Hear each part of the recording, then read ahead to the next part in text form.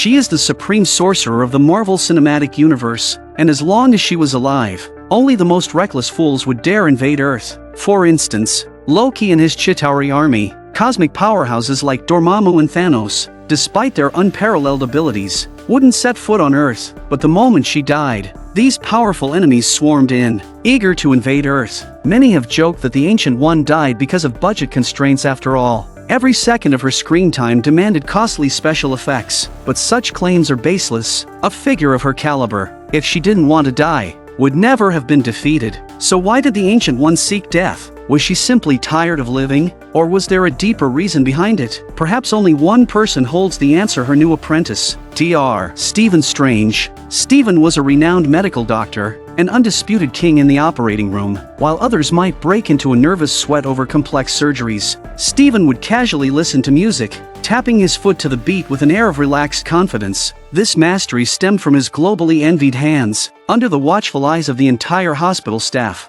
Stephen once again successfully completed a brain surgery with a difficulty rating of 9/8. However, no sooner had Stephen stepped off the operating table than he faced an even trickier challenge. A colleague had declared a patient with a gunshot wound to the head deceased, but upon reviewing the case, Stephen realized this wasn't true. With little time to act, Stephen bypassed the safer imaging-guided approach and opted for a daring, high-risk maneuver, operating in a blind spot. With his incredibly steady hands, Stephen once again precisely extracted the bullet from a densely nerve-packed area, accomplishing what seemed like an impossible task. As a result, Stephen won the enviable honor and wealth that everyone envies. His display case was filled with prestigious trophies, his drawers stuffed with luxury items, and his mansion was nestled in the most coveted heart of the city. But Stephen's lavish lifestyle came to an abrupt and devastating end due to a sudden car accident. On a rainy night, while listening to a patient's report with his usual focus, Stephen failed to notice his car gradually speeding up. In the moment he looked down to review the case file, tragedy struck.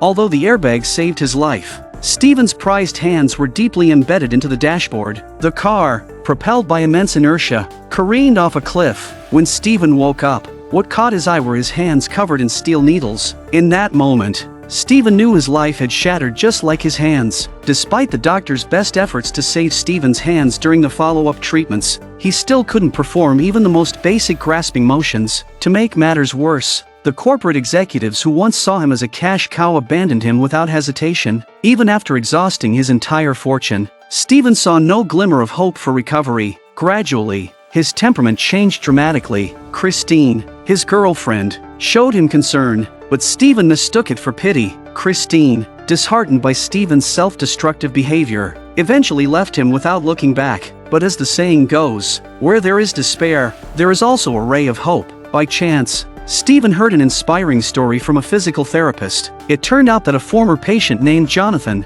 once diagnosed with severe paralysis, had miraculously regained his mobility through some mysterious power. Stephen, clinging to a shred of hope, sought out Jonathan. However, Jonathan provided him with only one clue: a location. The place you're looking for is called Kamar-Taj. Holding onto his last glimmer of faith, Stephen journeyed to this place, revered as sacred, only to be accosted by a group of thugs. In this dire moment, a mysterious figure suddenly appeared, and like a god descending from the heavens, he saved Stephen from hell.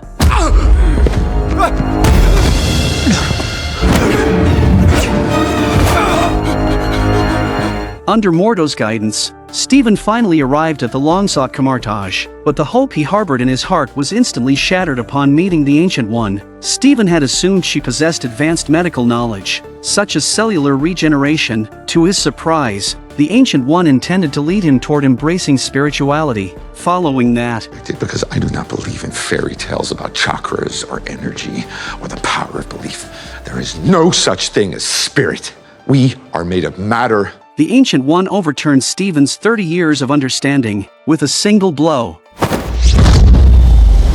She sent his soul flying out of his body, making him deeply feel his own insignificance and powerlessness. Though Stephen tried to convince himself it was all a hallucination, the hyper-realistic sensations left him no choice but to believe in the reality of what had just occurred. Why are you doing this to me? To show you just how much you don't know. Open your eyes.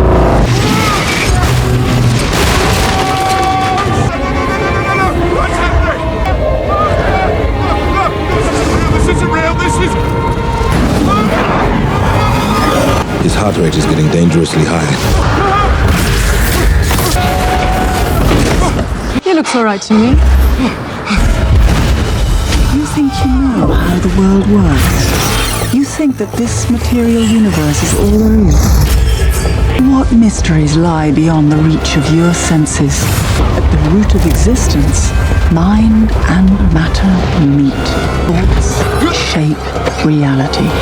This universe is only one of an infinite number. Worlds without end. Some benevolent and life-giving, others filled with malice and hunger. Dark places where powers older than time lie, ravenous and waiting. Who are you in this vast multiverse? Mr. Strange?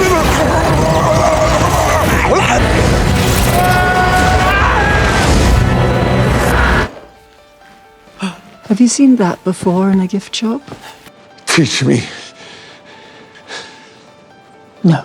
The Ancient One refused Stephen not out of disdain, but because she keenly perceived his exceptional potential. Years ago, the Ancient One had trained another equally talented student, Kaecilius, only to witness him betray Kamar-Taj, murder his fellow disciples, and seize the means to summon Dormammu, all in pursuit of mastering true dark magic. Despite her efforts to undo the damage, the Ancient One was unable to stop the ensuing chaos. It was for this reason that the Ancient One resolutely rejected Stephen's request. However, Mordo held a different perspective. He believed that with proper teaching, Stephen could become the key to saving Kamar-Taj. So Stephen officially became a member of Kamar-Taj. The language of the mystic arts is as old as civilization. The sorcerers of antiquity called the use of this language spells, but if that word offends your modern sensibilities, you can call it a program. The source code that shapes reality. We harness energy drawn from other dimensions of the multiverse to cast spells, to conjure shields and weapons, to make magic. In the days that followed, Stephen began studying the mystical arts under the Ancient One. Yet, Stephen was by far the worst student she had ever taught. While others could draw dazzling, elaborate portals in the air, Stephen could barely manage a crude circle. My hands? It's not about your hands. How is this not about my hands? Master Hamir?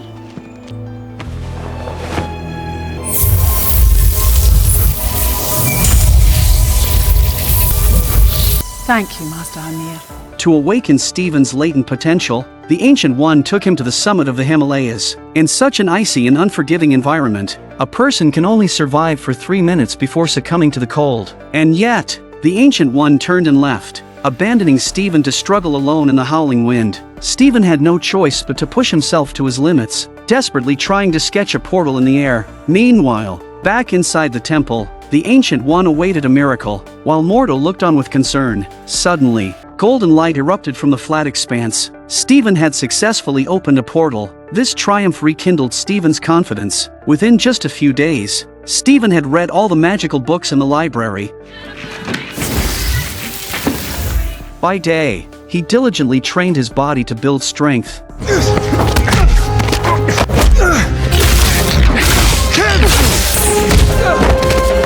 And by night, he used his astral form to study the magical techniques from the books, achieving a learning efficiency twice that of others. Even the most daunting tomes, ones others dared not touch, were mastered by Stephen. When Stephen came across records about the Eye of Agamotto, he used a magical incantation to activate it. First, open the Eye of Agamotto.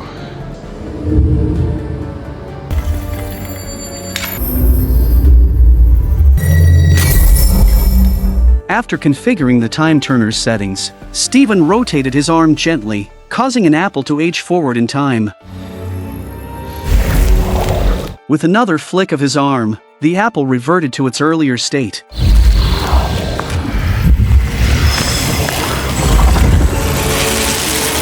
Using this method, Stephen managed to restore 2 torn pages that had been ripped out by Kaecilius, but before he could examine them in detail, Mordo and the librarian, Wong, arrived to sternly reprimand him. They explained that manipulating time recklessly could lead to temporal branches or even trap one in an endless time loop. Such magic was strictly forbidden. Through Wang's detailed explanation, Stephen learned about the origins of Kamar-Taj. Thousands of years ago, the first Sorcerer Supreme, Agamotto, established 3 magical sanctums on Earth to safeguard the planet. These portals provided direct access to the 3 sanctums, but who posed a threat to Earth? That would be the Dark Lord Dormammu. Dormammu dwells in the dark dimension, beyond time. He is the cosmic conqueror, the destroyer of worlds, a being of infinite power and endless hunger, on a quest to invade every universe and bring all worlds into his dark dimension. And he hungers for Earth most of all.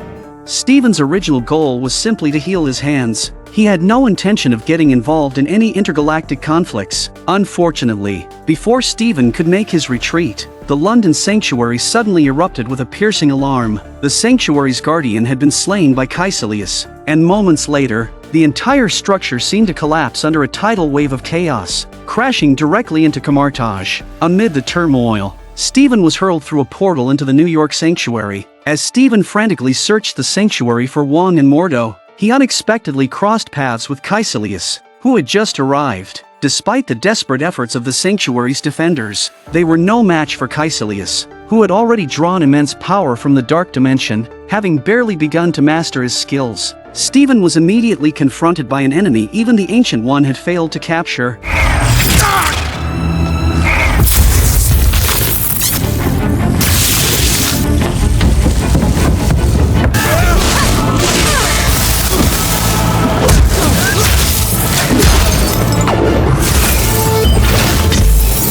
After a few exchanges, Stephen quickly realized the vast disparity between their abilities and had no choice but to retreat. But Kaecilius unleashed a terrifying spatial spell. In an instant, the entire room began to twist and fold in on itself. The ground transformed into a treadmill-like surface, leaving Stephen struggling to move forward, trapped in place no matter how hard he tried. Faced with no escape, Stephen abandoned the idea of fleeing and resolved to stand and fight.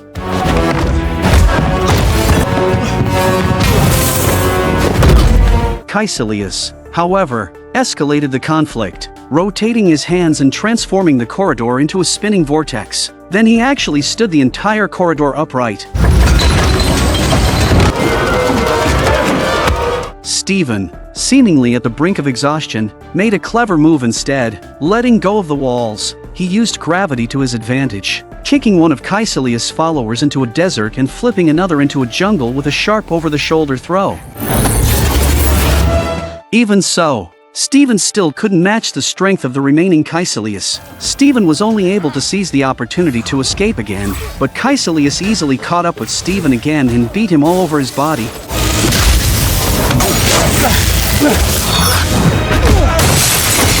Fortunately, a cabinet housing the Cloak of Levitation sprang open, and the artifact flew out just in time to block Kaecilius' fatal strike. But just as Stephen got back on his feet, Kaecilius kicked him down the stairs again.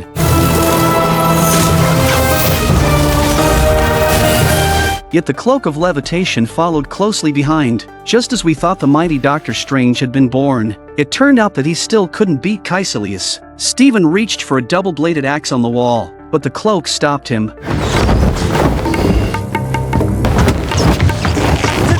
Faced with Kaecilius' relentless advance, Stephen had no choice but to retreat. He grabbed an iron ornament from the wall and threw it, never expecting it to be so powerful that it bound Kaecilius, leaving him unable to break free. Even though his body was restrained and unable to move, Kaecilius' verbal attacks did not stop. He even revealed the shocking secret that the Ancient One had also absorbed the energy of the dark space just like him. No wonder the Ancient One has gained immortality. While this revelation was shocking, Stephen refused to take Kaecilius at his word.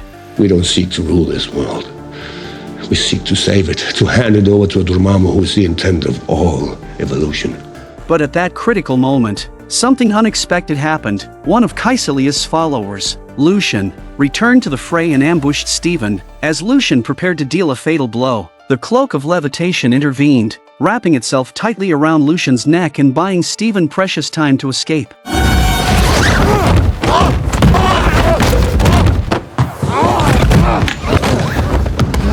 Stephen scrambled to pick up his fallen sling ring and, with the last of his strength, managed to open a portal. fleeing into his hospital. When Christine saw Stephen's bloodied and battered state, she was so shocked that she burst into tears, but she quickly set her emotions aside and rushed him into surgery. The moment Stephen lay on the operating table, he slipped into unconsciousness, his soul separating from his body, but his actions nearly scared Christine out of her wits.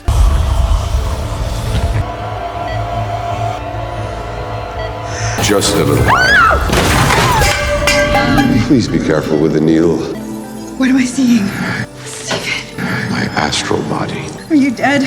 No, Christine, but I am dying. Guided by Stephen's spectral form, Christine began the procedure to save his life. Meanwhile, Lucian had also entered the astral plane, following Stephen through the portal into the hospital. What ensued was a fierce battle between their ghostly forms.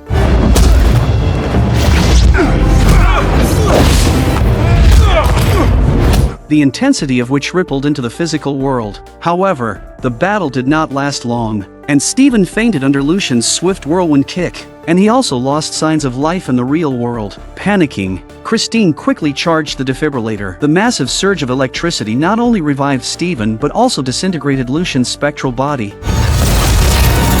instantly killing his physical form. After tending to his wounds, Stephen returned to the New York sanctuary, only to find that Kaecilius had already vanished. At the same time, the Ancient One and Mordo finally arrived. Stephen confronted the Ancient One directly, demanding to know if she had truly drawn power from the dark dimension to achieve immortality. She didn't offer a clear answer, leaving everything unsaid. Mordo, standing to the side, was filled with doubt and unable to accept this truth. He even began to argue with Stephen. At that moment, Kaecilius and his followers launched another attack, attempting to destroy the New York sanctuary with their magic. Mordo quickly stepped forward to stop them, but he was unable to intervene in time. Fortunately, Stephen swiftly cast a mirror dimension spell, preventing a catastrophic explosion in the real world. However, this minor trick meant nothing to Kaecilius. With a simple wave of his hands, he began to open a portal to escape the mirror dimension. Stephen seized the opportunity during Kaecilius' spell preparation to snatch his sling ring. Without the sling ring, Kaecilius was unable to open portals. However, having mastered the powers of the dark dimension, Kaecilius was already capable of bending the mirror dimension to his will, no matter how Stephen and Mordo tried to flee. That is hilarious. Kaecilius' sudden shifts in dimensional planes caused them to plummet uncontrollably. Despite this, Stephen refused to give up, continuing to struggle to maintain the portal, but Kaecilius' powerful spatial magic severely hindered Stephen's efforts. Even the skyscrapers around them began to ripple like waves before splitting apart entirely. The city itself fractured into several floating segments.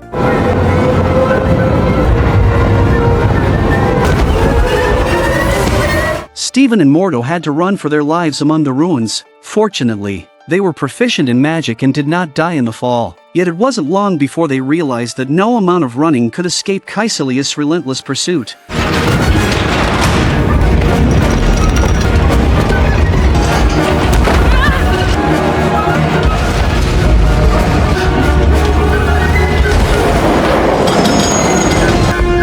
Suddenly, Stephen collided head-on with Kaecilius, who quickly reclaimed the sling ring from Stephen's grasp. As Kaecilius prepared to deliver the final blow to Stephen, the space around them shifted once more. However, this time, the spellcaster wasn't Kaecilius, it was the universe's most powerful sorcerer, the Ancient One, Mordo. Upon seeing the distinct mark on the Ancient One's forehead, finally accepted the truth. She had indeed drawn energy from the dark dimension. I came to you, broken, lost, in need.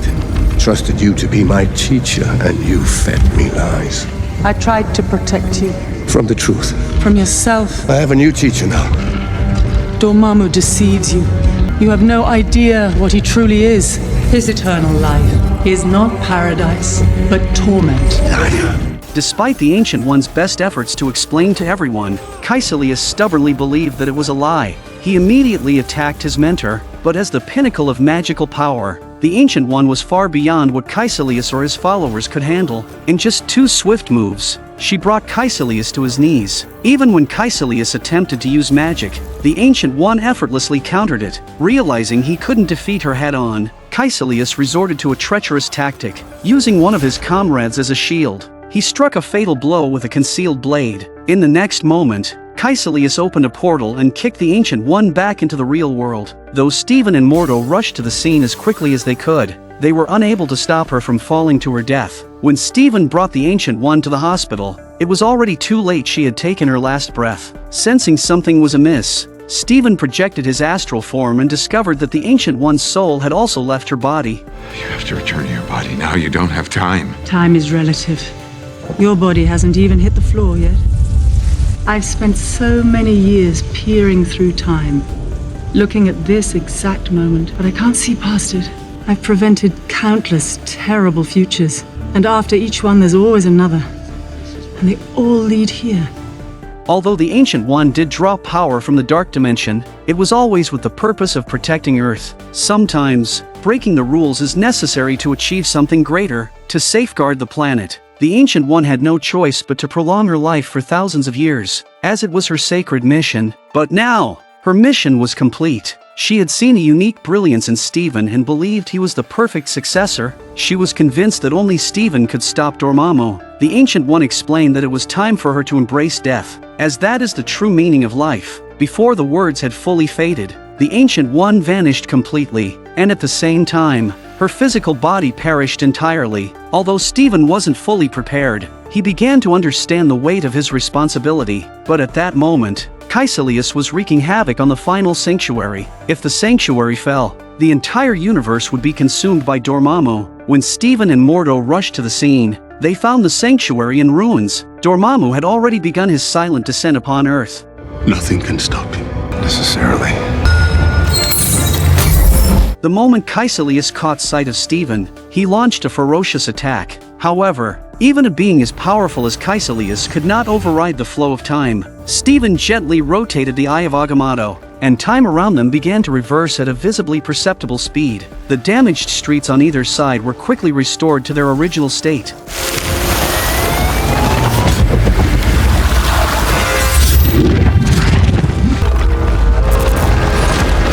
We got a second chance!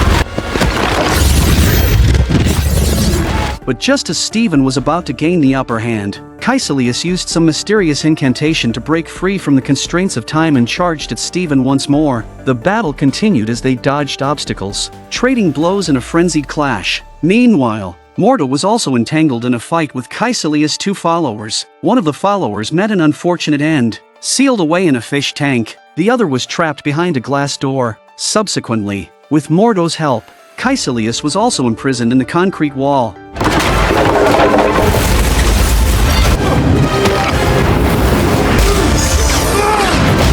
But this only had a temporary effect, and it wasn't long before Kaecilius broke free. Kaecilius then unleashed a powerful shockwave that shattered Stephen's time spell. In an instant, time seemed to come to a complete standstill. A world beyond time. Beyond death. Beyond time. This sudden turn of events triggered a realization in Stephen. He made a bold decision, leaving everyone behind as he flew alone into the dark abyss. While the others feared Stephen was surrendering himself to Dormammu, Stephen had already formulated a meticulous plan. He had set up a time loop. Stephen then walked over to Dormammu with a swagger. Dormammu, however, had no regard for this insignificant human and effortlessly killed Stephen.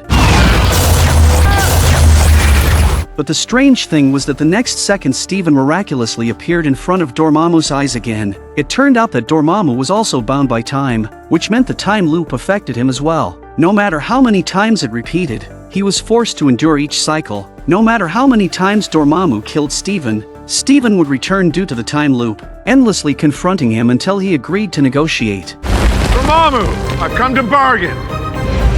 You cannot do this forever. Actually, I can. This is how things are now. You and me, trapped in this moment, endlessly. You will spend eternity dying. But everyone on Earth will live. But you will suffer. Pain's an old friend. Dormammu! Dormammu! Faced with Stephen's relentless persistence, Dormammu was left with no choice but to concede. He promised never to invade Earth for as long as Stephen lived and agreed to take his followers with him upon his departure. With the Eye of Agamotto, Stephen restored everything that had been lost, earning Wong's approval and officially taking on the mantle of Sorcerer Supreme, the new protector of Earth. Let's look forward to the next Marvel movie, Thor: Ragnarok.